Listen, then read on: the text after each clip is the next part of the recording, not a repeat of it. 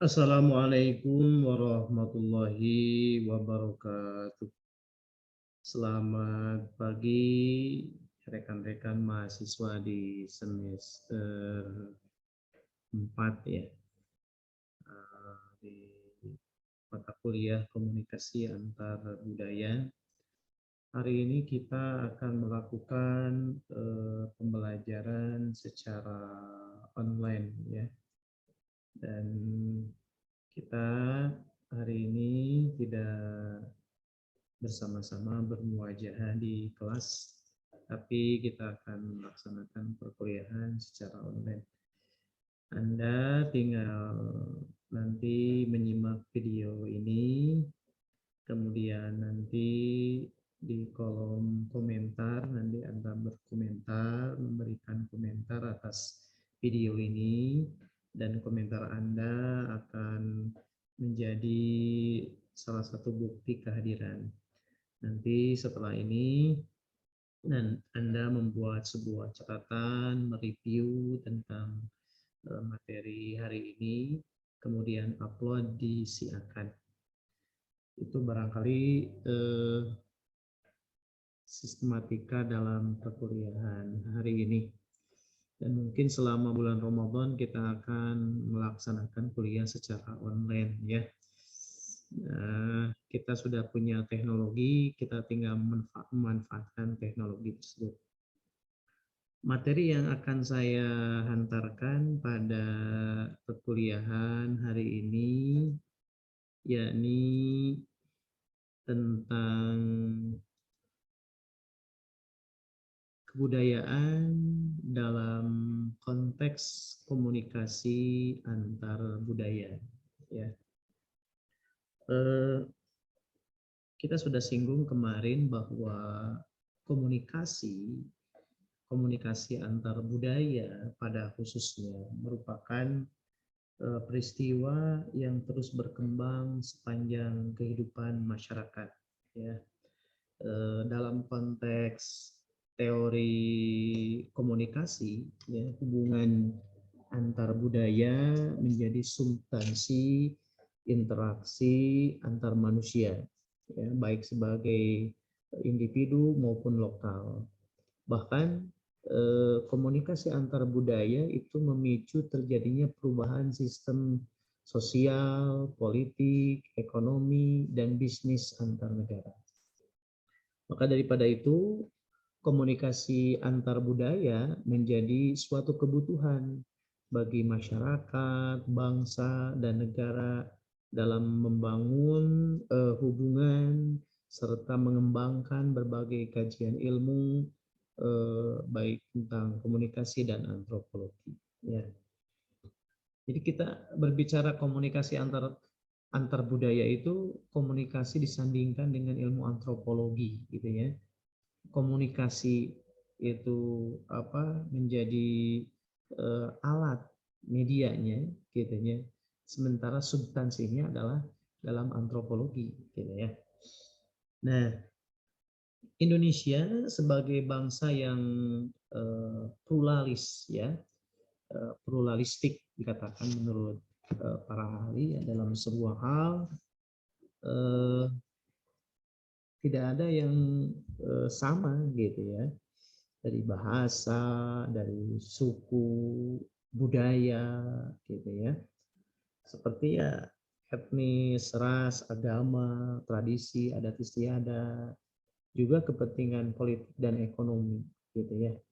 Itu semua tidak dapat dilepas atau tidak selalu ada kaitannya gitu, dari pentingnya sebuah pemahaman tentang komunikasi antar budaya, karena kan kita beda-beda gitu ya. Karena perbedaan wilayah yang ada di Indonesia, perbedaan budaya itu bukan merupakan sebuah penghalang, tetapi menjadi sebuah energi positif untuk menyatukan kekuatan, prinsip persamaan dan kemanusiaan ya. Walaupun berbeda tapi bineka tunggal ika gitu ya. Toleransi, kemerdekaan gitu ya. Kita saat ini sedang melaksanakan puasa di bulan Ramadan, tapi toleransi tetap dijunjung gitu ya, baik antara agama, antar intern agama gitu ya.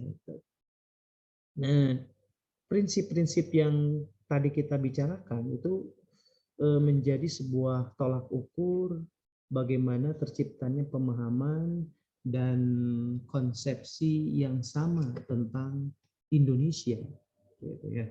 Dan seluruh kepentingan fundamental bangsa dan negara gitu ya. Jadi bukan hanya berbicara tentang sebuah negara ketika kita komunikasi antar budaya, bahkan lintas negara, lintas bangsa gitu ya. Nah, sebelum kita memahami bagaimana konteks komunikasi antar budaya atau kebudayaan dalam konteks komunikasi antar budaya, kita memahami dulu sebuah konsep tentang dasar komunikasi budaya. Ya. Kita berangkat dari sebuah definisi, apa itu komunikasi budaya?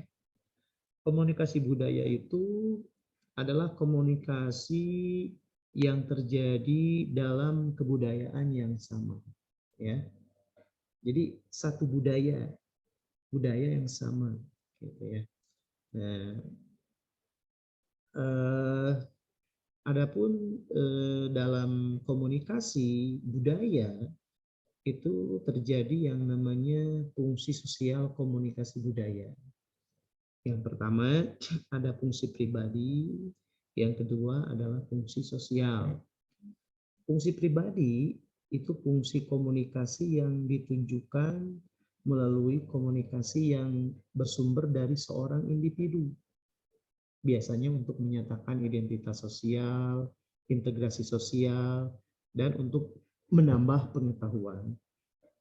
Yang kedua, itu fungsi sosial, yaitu fungsi komunikasi yang bersumber dari faktor budaya yang ditunjukkan melalui perilaku komunikasi, ya, yang sumbernya itu hasil dari interaksi sosial, gitu ya, yang berfungsi ini bisa menjadi sebuah yang namanya pengawasan atau sosialisasi nilai, dan juga bisa untuk menghibur, gitu ya. Nah, itu adalah salah satu teori atau definisi komunikasi budaya. Ya, jadi komunikasi dalam budaya yang sama, gitu ya.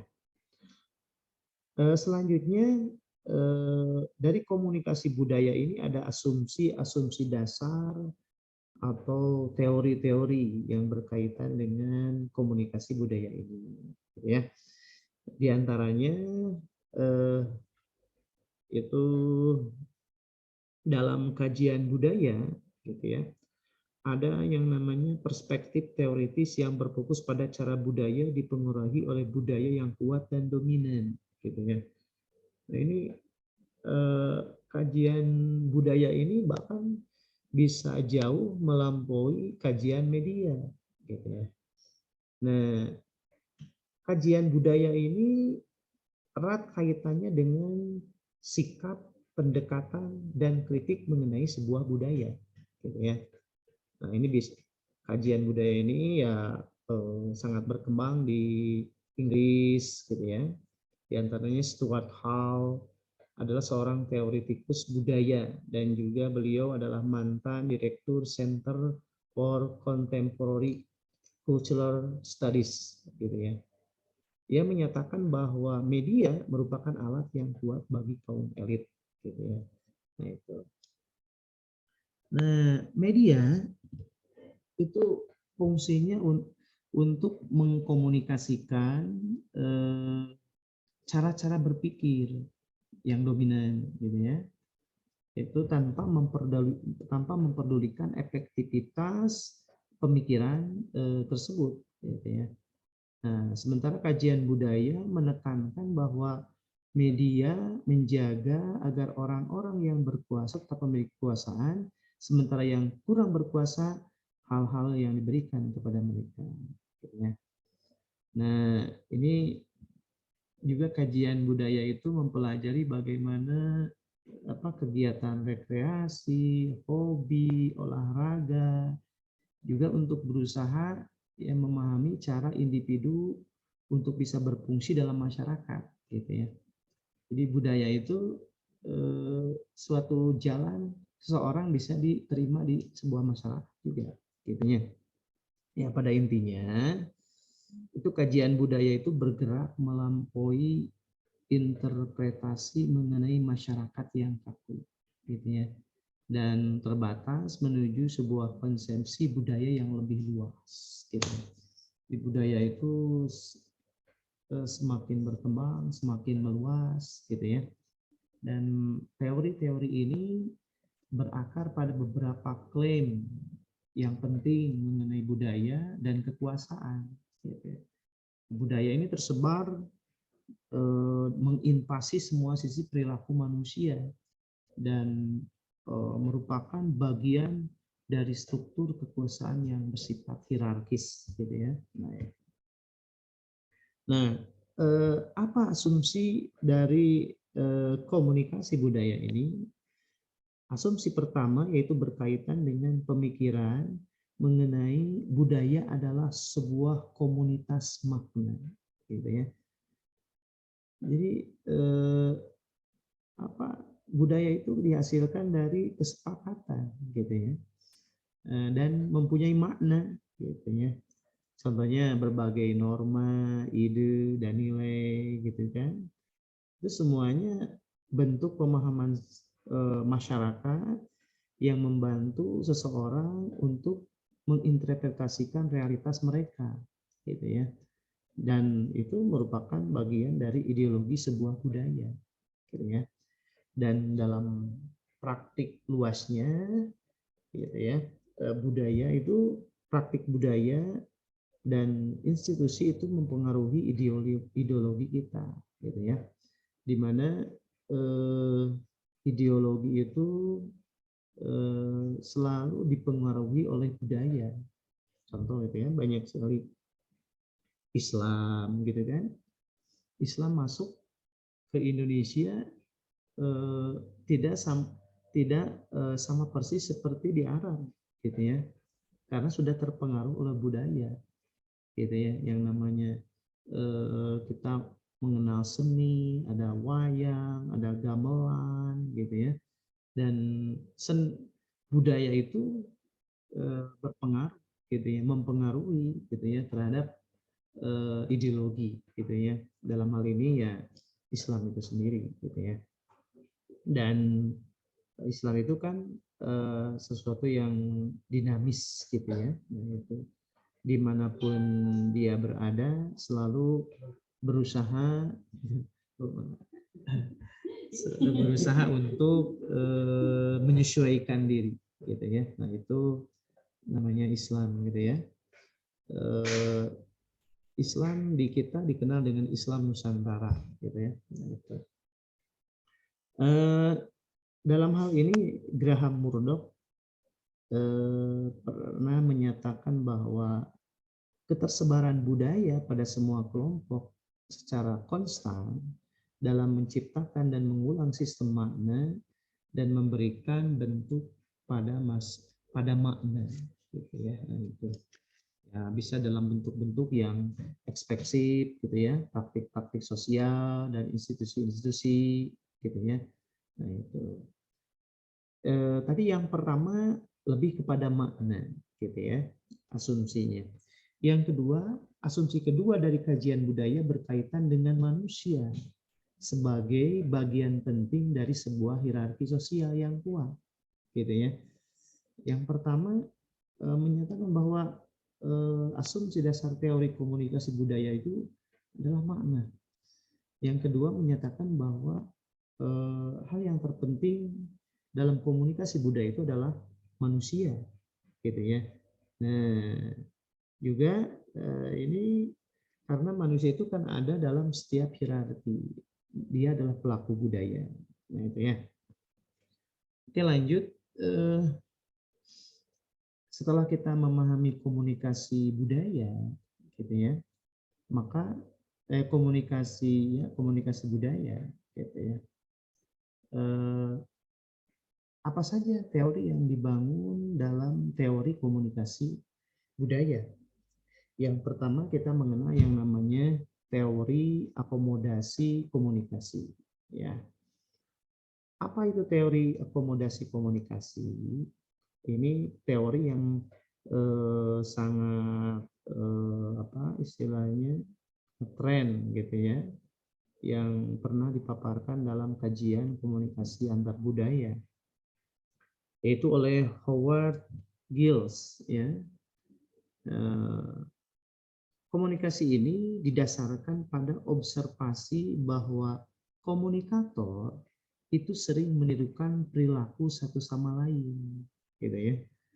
Jadi teori akomodasi dalam komunikasi ini, seorang pembicara, contoh saya lah, gitu ya, itu sering menirukan budaya lain, gitu ya, menirukan perilaku satu sama lain. Misalkan saya pergi gitu ya ke daerah apa Medan misalkan ya, ketika kita memulai suatu komunikasi dengan terlebih dahulu menyebut horas gitu ya. Nah itu kan saya menirukan orang Medan, itu namanya teori akomodasi komunikasi ya. Nah, dalam teori akomodasi komunikasi ini ada beberapa asumsi ya. Yang pertama, karena persamaan dan perbedaan berbicara dan perilaku gitu ya. Ada perbedaan, ada persamaan gitu. Misalkan saya di Sunda yang kental dengan budaya Sunda, ketika datang ke daerah Padang, Medan gitu ya, maka ternyata di sana ada perbedaan dan persamaan. Nah, disinilah akomodasi terhadap perilaku komunikasi daerah setempat dilakukan gitu ya. Kemudian cara kita mempersepsikan tuturan dan perilaku orang lain, gitu ya. Misalkan kita memahami suatu kata, gitu ya. Kalau di kita jangan itu adalah tidak boleh, gitu ya. Tapi ketika dipersepsi oleh orang apa orang Jawa, jangan itu ada sayur, gitu ya. Nah, misalkan di Sunda itu kita kalau mau makan ayam itu pilih-pilih ya, gitu ya. Jangan kepalanya, gitu ya. Tidak boleh bokongnya, gitu ya. Nah, sementara orang lain di daerah lain, budaya yang lain itu tidak ada hak, tidak ada masalah, nah gitu ya. Nah ini asumsi teori akomodasi ini karena ya cara mempersepsi dari sebuah budaya, gitu ya. Oke, selanjutnya bahasa. Nah ini, gitu ya. Karena bahasa itu banyak sekali, gitu ya. Dan di dunia ada berapa juta bahasa, gitu ya. Nah itu bisa menjadi sebuah asumsi dari komunikasi antar budaya. Kemudian dalam masalah norma, gitu ya, adat istiadat, nilai, gitu. Kalau di kita kan cium tangan itu adalah sesuatu yang sangat sopan dalam budaya, ya. Sementara yang lain tidak, tidak apa suntangan, gitu ya. Kemudian yang terakhir dari asumsi komunikasi budaya ini cara beradaptasi, gitu ya. Nah, misalkan dalam percakapan kita bisa memilih bagaimana gitu ya menggunakan bahasa, gestur gitu ya. Nah, itu. Selanjutnya dalam konteks komunikasi antar budaya gitu ya. Ini konteksnya bisa kita pahami ya, diantaranya dalam perkembangan ya ini bisnis antar negara gitu ya. Nah,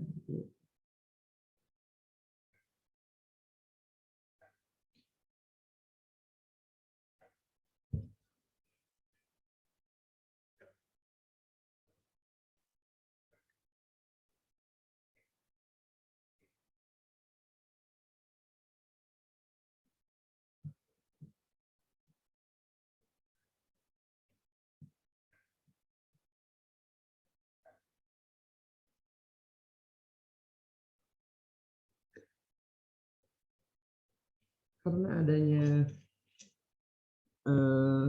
hubungan bisnis antar negara, misalkan kita berbisnis dengan orang Cina berbisnis dengan orang Arab, ini kan terjadi komunikasi antar budaya, gitu ya.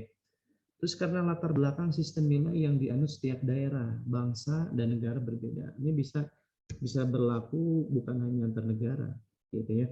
Juga bisa berkaitan dengan budaya Barat, budaya Timur, gitu ya. Nah ini. Budaya adalah gaya hidup unik suatu kelompok tertentu. Jadi kalau Anda ingin lebih memahami dengan singkat budaya itu apa, gitu ya. Budaya itu bisa juga gaya hidup yang unik, gitu ya, yang ada di suatu kelompok tertentu. Nah, setiap kelompok masyarakat memiliki suatu bahasa dan biasanya diiringi dengan makna, gitu ya. Kemudian cara-cara hidup yang berbeda, gitu ya. Sehingga bagi mereka yang bukan eh, apa memiliki kesamaan budaya tadi, bukan merupakan bagian dari kelompok mereka, gitu ya. Dan biasanya mereka merasa asing dan menganggapnya unik, gitu ya. Budaya merupakan pengetahuan yang dapat dikomunikasikan. Jadi budaya itu terus berkembang, gitu ya, karena merupakan hasil daripada sebuah komunikasi, gitu ya, relasi, gitu ya, interaksi eh, orang dengan orang atau dengan masyarakat, gitu ya. Nah, sifat perilaku dipelajari yang juga ada pada anggota kelompok sosial dan berwujud pada lembaga dan juga artefak dari peninggalan-peninggalan, gitu ya.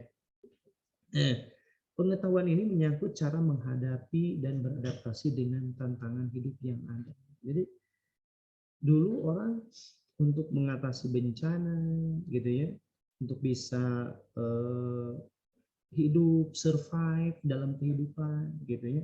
Mereka beradaptasi, gitu ya. Ketika musim hujan bagaimana, musim kemarau bagaimana, musim salju bagaimana, gitu ya. Nah, kemudian bisa juga ini beradaptasi dengan hal yang ganjil di muka bumi ini. Gitu. Contoh kemarin kita dihebohkan dengan wabah virus corona. Kan ini uh, ada pergeseran budaya, gitu ya. Yang tadinya kita belajar tatap muka jadi online, gitu ya. Nah, budaya itu bisa juga membantu memahami wilayah planet atau ruang yang kita tempati, gitu ya. Di orang ini dari mana, wilayah mana, gitu ya. Karena ada perbedaan budaya. Suatu tempat yang asing hanya bagi orang asing, tidak untuk orang yang menempati, gitu ya. Nah, dan budaya memudahkan kehidupan dengan memberi solusi. Jadi timbul suatu budaya itu karena ingin mendapatkan solusi, gitu ya. Nah, itu maka dibuatlah kebudayaan itu, gitu ya.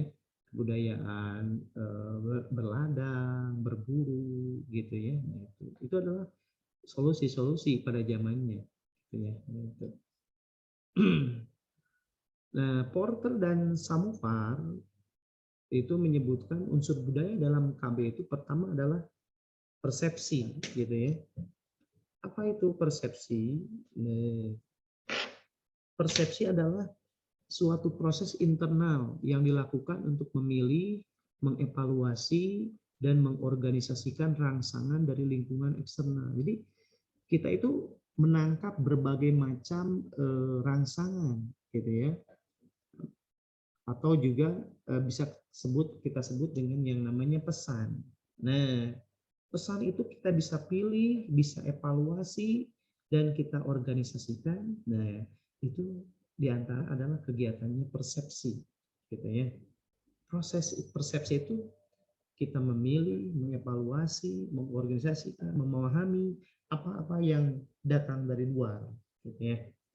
Nah, orang itu bisa berperilaku sedemikian rupa sebagai hasil dari cara ia mempersepsikan dunia sedemikian rupa pula. Jadi pesan dunia datang ke kita, gitu ya. Maka dia mempersepsikan. Nah, setelah dipersepsi jadilah perilaku, gitu ya. Misalkan dulu orang karena ingin bertahan hidup, gitu ya, maka mereka harus bertahan hidup. Caranya berburu, gitu ya. Ketika hewan buruan sudah semakin menipis, gitu ya, maka dia ingin survive, maka adalah beternak, berladang, gitu ya.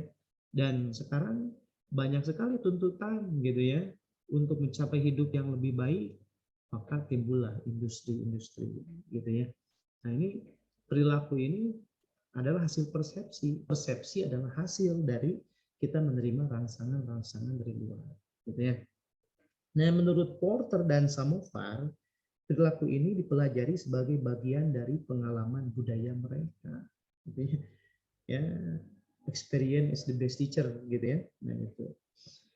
Nah, dalam komunikasi antar budaya yang ideal, kita akan mengharapkan persamaan dalam pengalaman persepsi. Nah, ini gitu ya. Kemarin kita sudah singgung, apabila komunikator, gitu ya. Nah, apabila pesan yang disampaikan komunikator sama dengan apa yang diterima oleh penerima pesan, gitu ya.